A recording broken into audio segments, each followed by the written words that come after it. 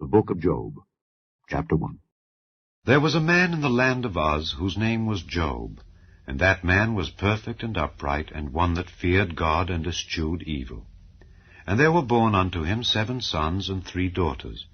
His substance also was 7,000 sheep, and 3,000 camels, and 500 yoke of oxen, and 500 she-asses, and a very great household, so that this man was the greatest of all the men of the east. And his sons went and feasted in their houses every one his day, and sent and called for their 3 sisters to eat and to drink with them. And it was so, when the days of their feasting were gone about, that Job sent and sanctified them, and rose up early in the morning, and offered burnt offerings according to the number of them all. For Job said, It may be that my sons have sinned, and cursed God in their hearts. Thus did Job continually.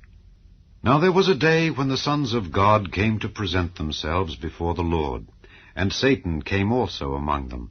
And the Lord said unto Satan, Whence comest thou? Then Satan answered the Lord and said, From going to and fro in the earth, and from walking up and down in it. And the Lord said unto Satan, Hast thou considered my servant Job, that there is none like him in the earth? A perfect and an upright man, one that feareth God and escheweth evil. Then Satan answered the Lord and said, Doth Job fear God for naught? Hast not thou made an hedge about him, and about his house, and about all that he hath on every side? Thou hast blessed the work of his hands, and his substance is increased in the land. But put forth thine hand now, and touch all that he hath, and he will curse thee to thy face. And the Lord said unto Satan, Behold, all that he hath is in thy power, only upon himself put not forth thine hand.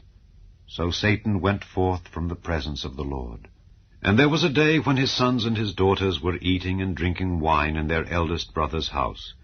And there came a messenger unto Job, and said, The oxen were plowing, and the asses feeding beside them, and the Sabaeans fell upon them, and took them away. Yea, they have slain the servants with the edge of the sword, and I only am escaped alone to tell thee. While he was yet speaking, there came also another, and said, The fire of God is fallen from heaven, and hath burned up the sheep and the servants, and consumed them, and I only am escaped alone to tell thee. While he was yet speaking, there came also another, and said, The Chaldeans made out 3 bands, and fell upon the camels, and have carried them away, yea, and slain the servants with the edge of the sword, and I only am escaped alone to tell thee. While he was yet speaking, there came also another, and said, Thy sons and thy daughters were eating and drinking wine in their eldest brother's house. And behold, there came a great wind from the wilderness, and smote the 4 corners of the house, and it fell upon the young men, and they are dead, and I only am escaped alone to tell thee.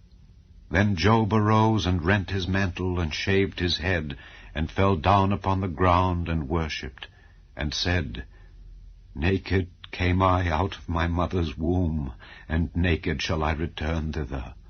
The Lord gave, and the Lord hath taken away. Blessed be the name of the Lord. In all this Job sinned not, nor charged God foolishly. Chapter 2. Again there was a day when the sons of God came to present themselves before the Lord, and Satan came also among them to present himself before the Lord. And the Lord said unto Satan, From whence comest thou? And Satan answered the Lord and said, From going to and fro in the earth, and from walking up and down in it. And the Lord said unto Satan, Hast thou considered my servant Job, that there is none like him in the earth? A perfect and an upright man, one that feareth God and escheweth evil? And still he holdeth fast his integrity, although thou movedst me against him to destroy him without cause. And Satan answered the Lord and said, Skin for skin, yea, all that a man hath will he give for his life. But put forth thine hand now, and touch his bone and his flesh, and he will curse thee to thy face. And the Lord said unto Satan, Behold, he is in thine hand, but save his life. So went Satan forth from the presence of the Lord, and smote Job with sore boils from the sole of his foot unto his crown. And he took him a potsherd to scrape himself withal, and he sat down among the ashes. Then said his wife unto him, Dost thou still retain thine integrity? Curse God and die. But he said unto her, Thou speakest as one of the foolish women speaketh. What? Shall we receive good at the hand of God, and shall we not receive evil? In all this did not Job sin with his lips.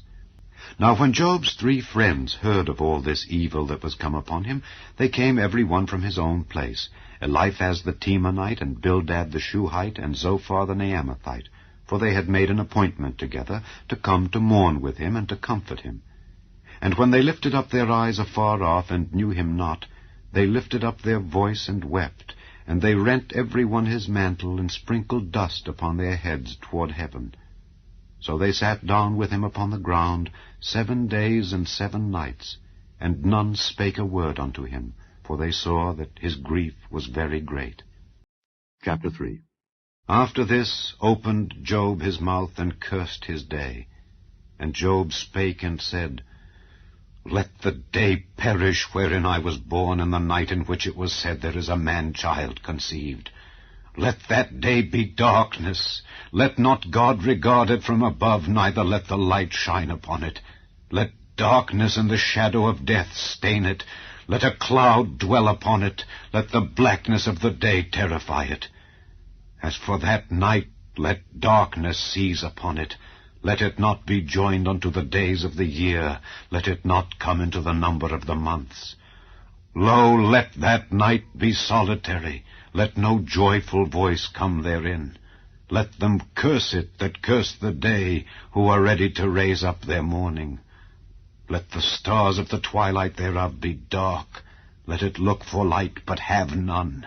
Neither let it see the dawning of the day. Because it shut not up the doors of my mother's womb, nor hid sorrow from mine eyes.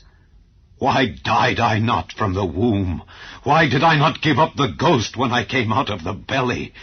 Why did the knees prevent me, or why the breasts that I should suck? For now should I have lain still and been quiet, I should have slept. Then had I been at rest with kings and counselors of the earth, which built desolate places for themselves, or with princes that had gold, who filled their houses with silver, or as in hidden untimely birth I had not been, as infants which never saw light. There the wicked cease from troubling, and there the weary be at rest. There the prisoners rest together, they hear not the voice of the oppressor. The small and great are there, and the servant is free from his master. Wherefore is light given to him that is in misery, and life unto the bitter in soul, which long for death, but it cometh not, and dig for it more than for hid treasures, which rejoice exceedingly, and are glad when they can find the grave? Why is light given to a man whose way is hid, and whom God hath hedged in? For my sighing cometh before I eat, and my roarings are poured out like the waters. For the thing which I greatly feared is come upon me, and that which I was afraid of is come unto me. I was not in safety, neither had I rest, neither was I quiet. Yet trouble came. Chapter 4. Then Eliphaz the Temanite answered and said, If we essay to commune with thee, wilt thou be grieved? But who can withhold himself from speaking? Behold, thou hast instructed many, and thou hast strengthened the weak hands. Thy words have upholden him that was falling, and thou hast strengthened the feeble knees. But now it is come upon thee, and thou faintest. It toucheth thee, and thou art troubled. Is not this thy fear, thy confidence, thy hope, and the uprightness of thy ways? Remember, I pray thee, who ever perished, being innocent? Or where were the righteous cut off? Even as I have seen, they that plough iniquity and sow wickedness reap the same. By the blast of God they perish, and by the breath of his nostrils are they consumed. The roaring of the lion, and the voice of the fierce lion, and the teeth of the young lions are broken. The old lion perisheth for lack of prey, and the stout lion's whelps are scattered abroad. Now a thing was secretly brought to me, and mine ear received a little thereof. In thoughts from the visions of the night, when deep sleep falleth on men, fear came upon me, and trembling, which made all my bones to shake. Then a spirit passed before my face. The hair of my flesh stood up. It stood still, but I could not discern the form thereof. An image was before mine eyes. There was silence, and I heard a voice saying, Shall mortal man be more just than God? Shall a man be more pure than his Maker? Behold, he put no trust in his servants, and his angels he charged with folly. How much less in them that dwell in houses of clay, whose foundation is in the dust, which are crushed before the moth? They are destroyed from morning to evening. They perish forever, without any regarding it. Doth not their excellency which is in them go away? They die even without wisdom. Chapter 5. Call now, if there be any that will answer thee. And to which of the saints wilt thou turn? For wrath killeth the foolish man, and envy slayeth the silly one. I have seen the foolish taking root, but suddenly I cursed his habitation. His children are far from safety, and they are crushed in the gate, neither is there any to deliver them. Whose harvest the hungry eateth up, and taketh it even out of the thorns, and the robber swalloweth up their substance. Although affliction cometh not forth of the dust, neither doth trouble spring out of the ground, yet man is born unto trouble as the sparks fly upward. I would seek unto God, and unto God would I commit my cause, which doeth great things and unsearchable, marvelous things without number, who giveth rain upon the earth, and sendeth waters upon the fields, to set up on high those that be low, that those which mourn may be exalted to safety. He disappointeth the devices of the crafty, so that their hands cannot perform their enterprise. He taketh the wise in their own craftiness, and the counsel of the froward is carried headlong. They meet with darkness in the daytime, and grope in the noonday as in the night. But he saveth the poor from the sword, from their mouth, and from the hand of the mighty. So the poor hath hope, and iniquity stoppeth her mouth. Behold, happy is the man whom God correcteth. Therefore despise not thou the chastening of the Almighty. For he maketh sore, and bindeth up. He woundeth, and his hands make whole. He shall deliver thee in 6 troubles, yea, in 7 there shall no evil touch thee. In famine he shall redeem thee from death, and in war from the power of the sword. Thou shalt be hid from the scourge of the tongue, neither shalt thou be afraid of destruction when it cometh. At destruction and famine thou shalt laugh, neither shalt thou be afraid of the beasts of the earth. For thou shalt be in league with the stones of the field, and the beasts of the field shall be at peace with thee. And thou shalt know that thy tabernacle shall be in peace, and thou shalt visit thy habitation, and shalt not sin. Thou shalt know also that thy seed shall be great, and thine offspring as the grass of the earth. Thou shalt come to thy grave in a full age, like as a shock of corn cometh in his season.